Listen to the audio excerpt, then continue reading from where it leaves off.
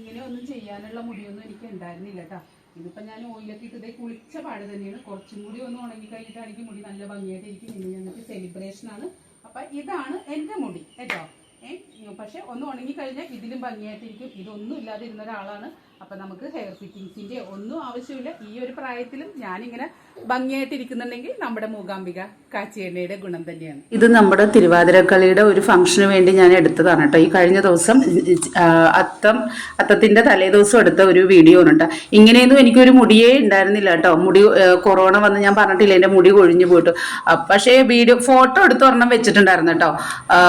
പഴയ ഇങ്ങനെ അപ്പോൾ എൻ്റെ പഴയ മുടിയുടെ ഒരു സ്ട്രക്ചർ എന്ന് പറഞ്ഞാൽ ഈ കൊറോണ വന്നു കഴിഞ്ഞിട്ട് കുറച്ചേ ഉണ്ടായിരുന്നുള്ളൂ. ഇങ്ങനെ സ്കാൽപ്പൊക്കെ കാണുമായിരുന്നു. പക്ഷെ ഇപ്പം കണ്ടില്ലേ, ഈ ഒരു എൻ്റെ ഒരു ഏജ് എന്ന് പറഞ്ഞാൽ ഒരു 50 വയസ്സ് കഴിഞ്ഞ ഒരാളാണ് ഞാൻ.